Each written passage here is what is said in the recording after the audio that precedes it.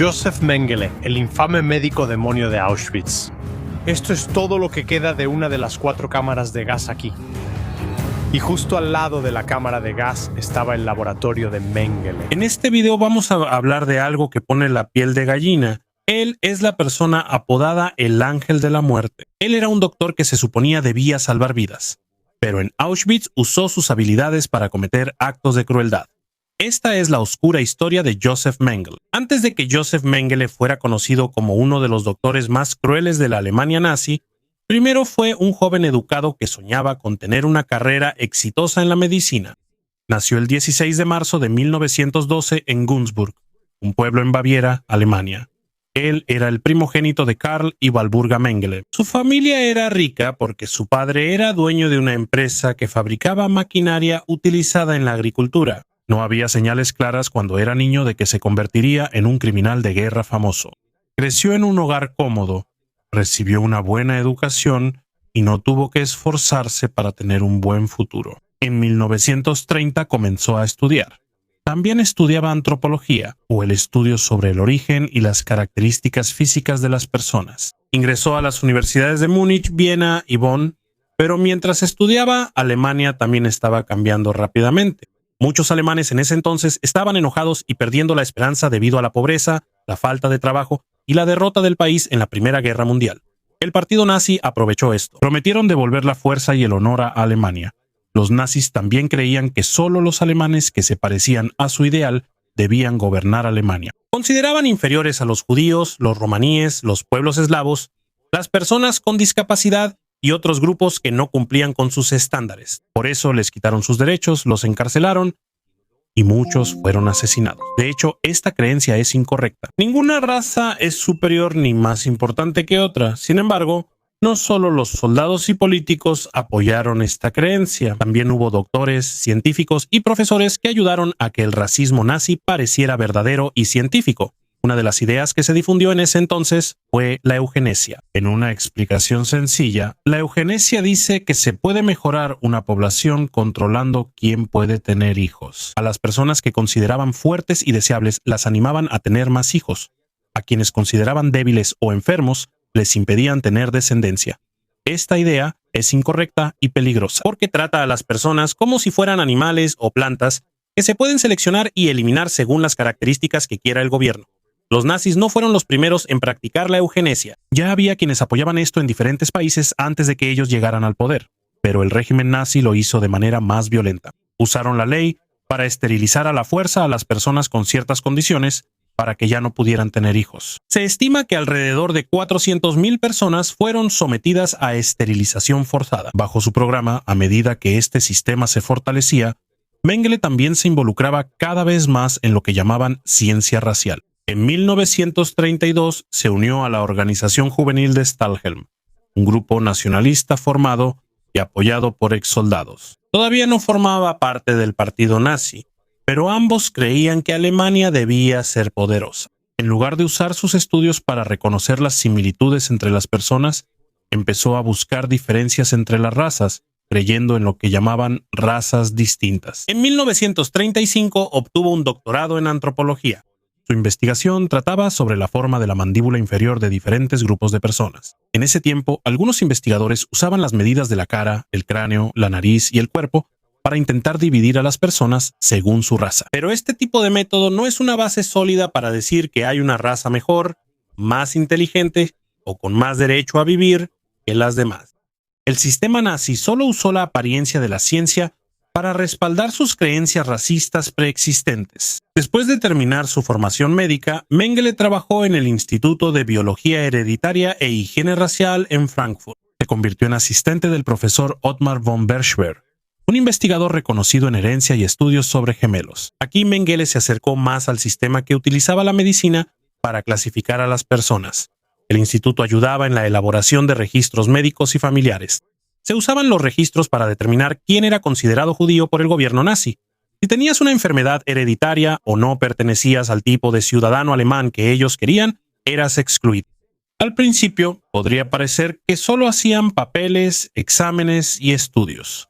Pero había personas reales detrás de cada nombre. Cuando los doctores marcaban a una persona como no deseada, esa persona podía perder sus derechos. Rápidamente podían ser obligados a someterse a la esterilización, perder su trabajo o, eventualmente, ser enviados a un campo de concentración. En mayo de 1937, Mengele se unió oficialmente al partido nazi. Un año después ingresó a las SS, la organización que se convirtió en el principal ejecutor de los programas más brutales de Adolf Hitler. No era fácil entrar a las SS en ese entonces. Revisaban el origen del solicitante, su salud. Para Mengele, unirse a esta organización no fue por obligación. Fue una decisión clara que tomó mientras se acercaba al poder del régimen nazi. Aquí se puede ver una parte importante de su historia. No era una persona sin educación que de repente terminó en un grupo criminal. Era un doctor e investigador que voluntariamente aceptó una ideología que dividía a las personas en dignas y no dignas.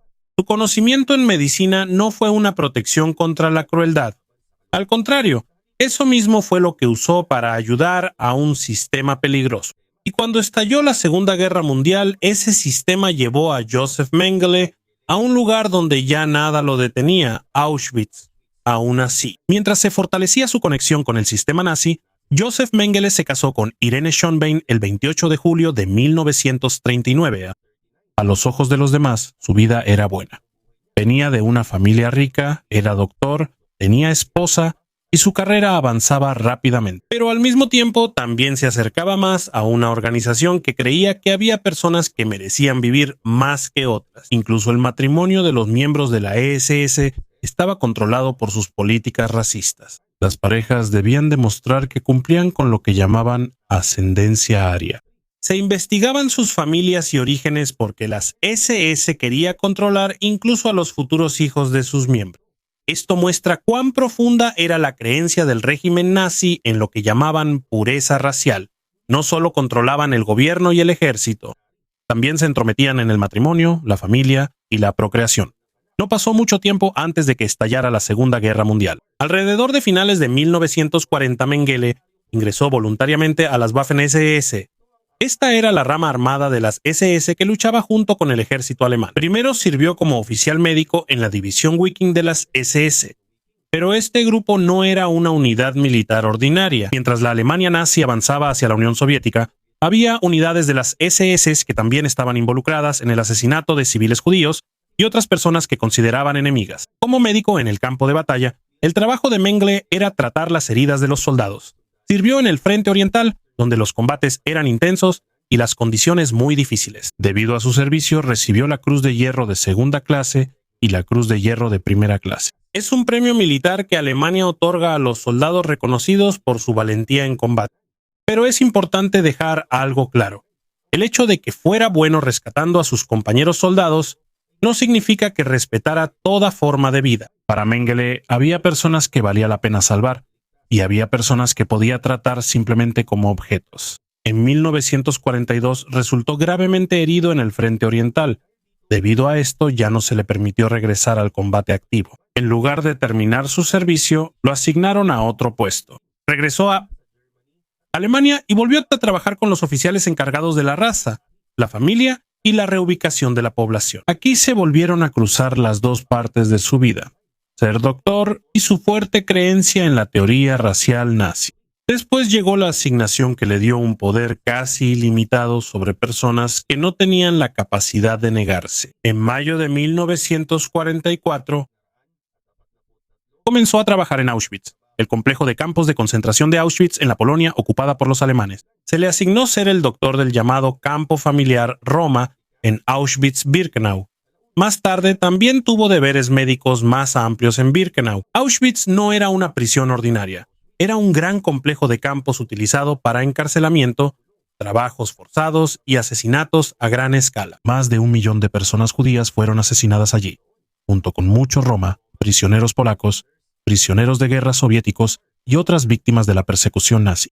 Cada día llegaban trenes llenos de personas que habían sido sacadas a la fuerza de diferentes partes de Europa. Al bajar, los recién llegados eran separados de inmediato. Los doctores de las SS los revisaban muy rápido. Aquellos que parecían fuertes podían ser enviados al trabajo forzado. Los ancianos, muchos enfermos, mujeres embarazadas y muchos niños que no podían trabajar eran enviados directamente a ser asesinados. A esto se le llamaba selección. No se realizaba un examen médico completo. Solo se le daba unos segundos a cada persona. Una mirada o un simple movimiento de la mano del doctor podía decidir quién viviría temporalmente y quién moriría de inmediato. Mengele era uno de los doctores que hacía esto. No era el único doctor en Auschwitz y tampoco fue él quien creó el sistema de selección, pero se hizo famoso porque solía ir a la rampa donde llegaban los recién llegados. También tenía sus propias razones por las que estaba interesado en la selección. Mientras otros doctores seleccionaban personas para trabajos forzados, Mengele buscaba prisioneros que pudiera usar para sus investigaciones. Su mayor interés eran los gemelos. Quería estudiar qué características de una persona se heredan y cuáles son afectadas por el entorno. Al estudiar gemelos podía comparar el cuerpo y las reacciones de dos niños que tenían casi la misma base genética. En una investigación médica normal se necesita el consentimiento del paciente. Se deben explicar los riesgos, proteger su salud y detener el procedimiento si puede estar en peligro. Ninguna de esas protecciones existía en Auschwitz. Los niños no eran voluntarios, no entendían lo que iba a suceder, no podían negarse. Para Mengele y sus colegas no eran pacientes a quienes cuidar, eran cuerpos que podían medir, probar y comparar. Además de los gemelos, también pedía que buscaran personas con características físicas inusuales. Esto incluía a personas con enanismo, niños con ojos de diferentes colores y personas con condiciones que le interesaba estudiar. Cuando encontraban gemelos en la rampa de llegada, a menudo los separaban inmediatamente de su familia. Para algunos padres, podía parecer que sus hijos habían sobrevivido porque no fueron incluidos en los grupos enviados directamente a ser asesinados. Pero no sabían que los niños estaban destinados a otro tipo de sufrimiento. Algunos de los niños seleccionados eran colocados en barracas separadas. Se tomaban sus nombres, edades, lugar de origen, historial médico, color de cabello, color de ojos, altura, peso y varias medidas corporales. Mengele hizo todo lo posible para que lo que hacía pareciera una investigación científica legítima. Había formularios, registros, fotografías, análisis de sangre, radiografías y comparaciones detalladas del cuerpo. Pero el hecho de tener registros e instrumentos médicos no significa necesariamente que eso sea verdadera medicina. El verdadero doctor utiliza el conocimiento para proteger al paciente.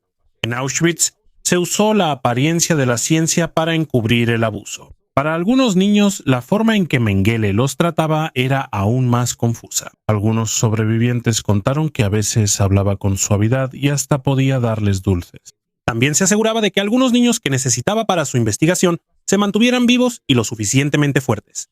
Pero eso no era verdadera bondad. Solo mantenía vivos a los niños mientras le fueran útiles para su investigación. El mismo hombre que sonríe o da dulces también puede ordenar un procedimiento doloroso o decidir que ya no necesita a un niño. Por eso a sus jóvenes víctimas les resultaba tan difícil entender lo que estaba pasando.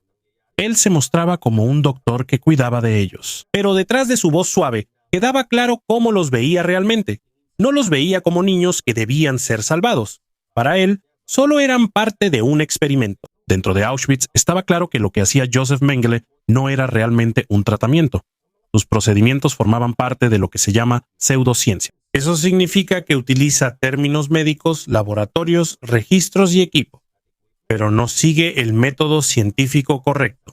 Tampoco había consentimiento de las víctimas, no tenían protección para su seguridad y los prisioneros no tenían derecho a negarse. Muchas de sus víctimas eran niños judíos y romaníes. A menudo les extraían grandes cantidades de sangre. Repetidamente eran medidos, sometidos a rayos X e inyectados con diferentes sustancias. Algunos fueron sometidos a operaciones dolorosas e innecesarias. También se aplicaban sustancias en los ojos de algunos niños para estudiar el color de sus ojos. Esto causó una inflamación severa, daño ocular, ceguera y en algunos casos la muerte. A menudo usaba gemelos porque quería comparar sus cuerpos. Por ejemplo, podía tomarles sangre a ambos y medirlos. En otras ocasiones se les realizaban procedimientos diferentes a cada uno para ver cómo respondían. Cuando uno moría o terminaba el experimento, a veces también mataban a su gemelo para poder comparar sus cuerpos después de la autopsia. Esto no se hacía para curar ninguna enfermedad. Se hacía para apoyar las creencias erróneas de los nazis sobre la raza y la herencia. También Mengele quería obtener resultados de investigación que ayudaran a su propia carrera. Esperaba poder usar los resultados. Para convertirse en profesor, y un científico más reconocido después de la guerra. Esa es una de las razones más importantes por las que no basta con llamarlo simplemente un doctor loco. No actuaba solo en una habitación secreta. Su trabajo tenía conexión con investigadores y centros de investigación reconocidos en Alemania. Él enviaba sangre, órganos y otras muestras humanas a sus colegas para estudios adicionales. Eso significa que sus crímenes no solo fueron resultado de su propia crueldad, también formaba parte de un sistema más grande donde doctores y científicos educados usaron su conocimiento para ayudar al gobierno nazi. Mengele tenía sus propios laboratorios y personal en el campo. Muchos de los que lo ayudaban eran doctores, enfermeros y trabajadores médicos prisioneros. Fueron elegidos porque él necesitaba su conocimiento, pero tampoco tenían verdadera libertad. Tenían que obedecer porque negarse podía ponerlos en peligro inmediato. Algunos intentaron proteger a los niños, de pequeñas maneras como ocultar información, retrasar procedimientos o ayudar a los enfermos, pero lo que podían hacer era limitado bajo la vigilancia de las SS. No todos los que sobrevivieron a los experimentos se recuperaron de inmediato después de la guerra. Muchos sufrieron enfermedades a largo plazo, daños físicos, problemas de visión y traumas. Otros nunca supieron exactamente qué sustancia les inyectaron porque muchos registros se perdieron o fueron destruidos. Mientras tanto, Mengele continuaba con su trabajo regular como médico del campo. Cuando había prisioneros demasiado débiles, enfermos o que ya no podían trabajar, podían ser incluidos en una nueva selección. Para el sistema nazi no los veían como pacientes que debían ser tratados. Los consideraban inútiles. De aquí viene el apodo que algunos prisioneros le dieron de Ángel de la Muerte, no porque él fuera el único que hacía las selecciones. Aproximadamente 50 doctores sirvieron en Auschwitz, y muchos de ellos también participaron en este proceso, pero a menudo se veía a Mengele en la rampa de llegada y en los barracones. Por eso su rostro quedó grabado en la memoria de muchos sobrevivientes. Hay historias populares sobre él que se han repetido una y otra vez en libros y documentales, pero no todas tienen pruebas sólidas. Hay afirmaciones sobre algunas matanzas masivas que supuestamente él mismo planeó, relaciones personales con otros guardias de las SS, y algunas historias demasiado detalladas de tortura son difíciles de comprobar. Por eso es más importante centrarse en lo que está documentado que hizo, incluso si eliminamos las historias que no son seguras. Los crímenes comprobados son suficientes para ver la magnitud de su responsabilidad. Él eligió a las personas que iban a ser asesinadas. Usó a niños como sujetos de prueba involuntarios. Ordenó procedimientos dolorosos y peligrosos. También hubo víctimas que fueron asesinadas para examinar sus cuerpos después de morir. Y él hizo todo esto sabiendo que los prisioneros no tenían la capacidad de negarse. A medida que avanzaba la guerra, Alemania iba perdiendo cada vez más el control. En 1944, el Ejército Rojo Soviético avanzaba rápidamente desde el este. La Alemania nazi también estaba siendo rodeada por las fuerzas aliadas desde el oeste. Los oficiales en Auschwitz sabían que el enemigo se acercaba. Comenzaron a destruir documentos y evidencia de sus crímenes. Algunos edificios utilizados para asesinatos en masa fueron destruidos. También trasladaron a muchos prisioneros a otros campos en el interior. El 17 de enero de 1945 comenzó la gran evacuación de Auschwitz. Miles de prisioneros que aún podían caminar fueron obligados a salir del campo en medio de un frío intenso. Estas caminatas fueron llamadas más tarde marchas de la muerte, porque muchos prisioneros murieron de agotamiento, hambre, frío, enfermedad o por disparos de los guardias. Al mismo tiempo que el personal de las SS se retiraba, Mengele también huyó de Auschwitz. Se llevó algunos de sus registros, pero muchos de los documentos sobre su investigación se perdieron, se destruyeron o nunca se volvieron a ver. Desde Auschwitz, él se dirigió al campo de concentración de Gross-Rosen y a sus subcampos. Él continuó allí como doctor de las SS mientras se acercaba la caída de la Alemania nazi. El 27 de enero de 1945, los soldados soviéticos entraron en Auschwitz. Encontraron a miles de prisioneros que se quedaron porque estaban demasiado débiles o enfermos para ser llevados en la evacuación. Entre los sobrevivientes había algunos niños gemelos que fueron usados en los experimentos de Mengele, pero Mengele ya no estaba allí. En los últimos días de la guerra, él eliminó cualquier señal de que era miembro de las SS. Se puso un uniforme ordinario del ejército alemán y se unió a una unidad militar. Cuando terminó la guerra, su grupo se rindió ante las fuerzas estadounidenses.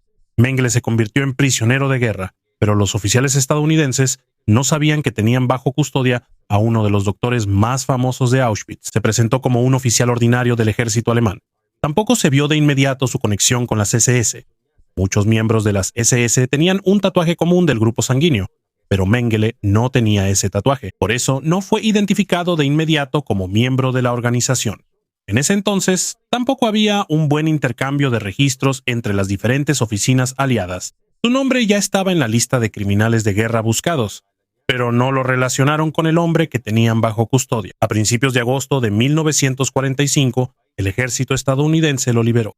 Durante varios meses eludió la rendición de cuentas, no porque se hubiera demostrado su inocencia, sino porque no lo reconocieron. Desde finales de 1945 hasta la primavera de 1949, se escondió bajo otro nombre. Trabajó como jornalero cerca de Rosenheim, en Baviera. Su trabajo era sencillo y su vida tranquila, pero en secreto mantenía contacto con su familia. El dinero y las conexiones de la familia Mengele fueron de gran ayuda para su huida. Cuando los investigadores comenzaron a buscarlo, su familia dijo que él había muerto.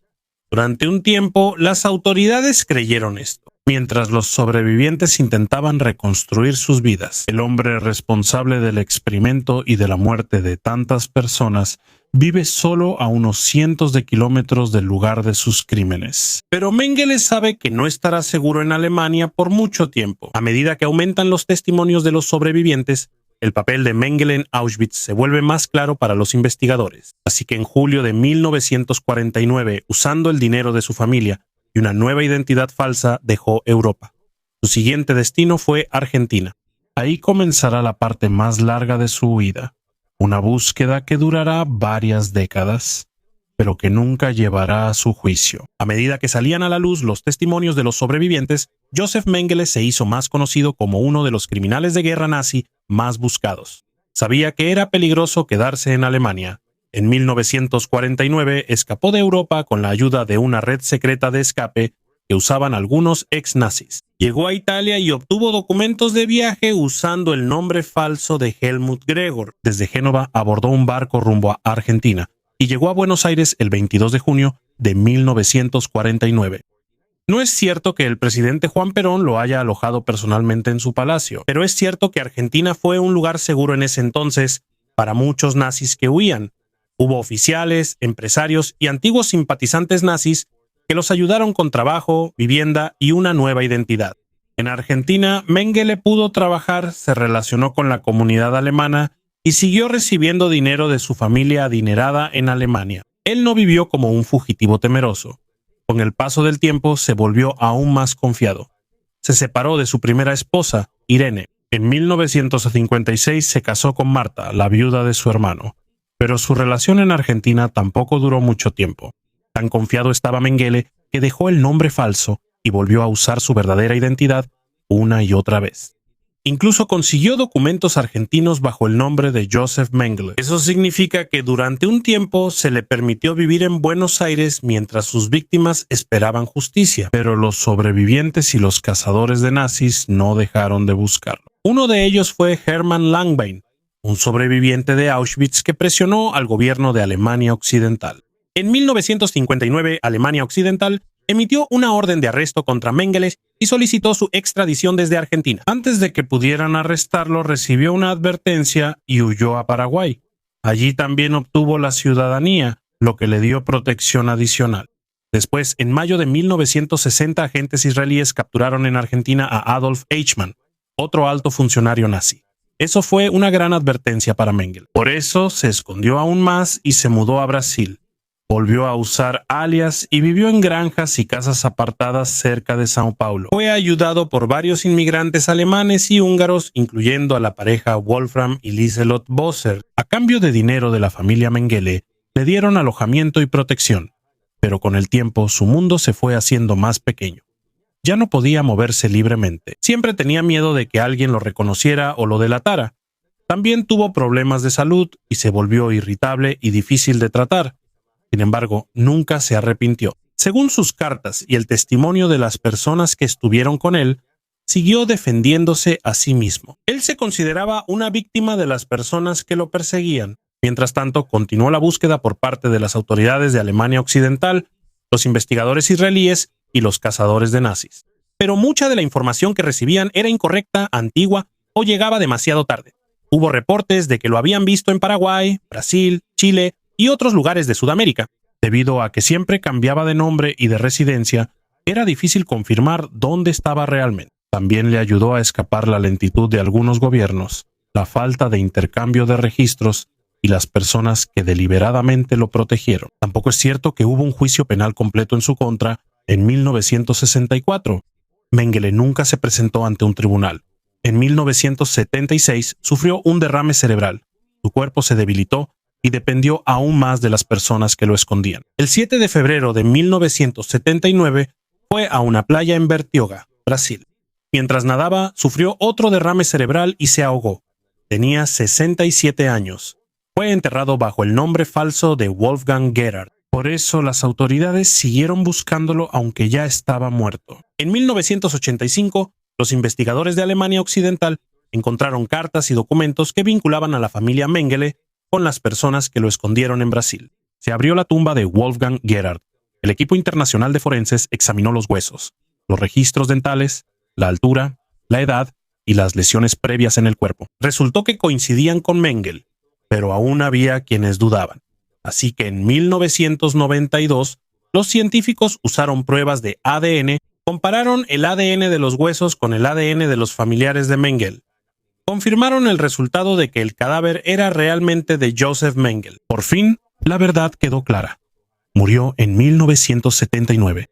No fue capturado, no fue encarcelado, no enfrentó a los sobrevivientes y nunca fue condenado por un tribunal. Su muerte no fue justicia. Simplemente murió siendo libre después de evadir la responsabilidad durante muchos años. Su fuga no solo se debió a que era hábil para esconderse. También ayudaron los documentos falsos, el dinero de su familia, sus simpatizantes y la lenta acción de las autoridades. Pero aunque escapó de la justicia, no pudo borrar la verdad. Quedaron los documentos, quedaron los nombres de las víctimas. Y sobre todo, quedó el testimonio de los sobrevivientes. Las personas que él consideró como sujetos de laboratorio se convirtieron en los testigos más fuertes en su contra. Y de eso nunca pudo escapar.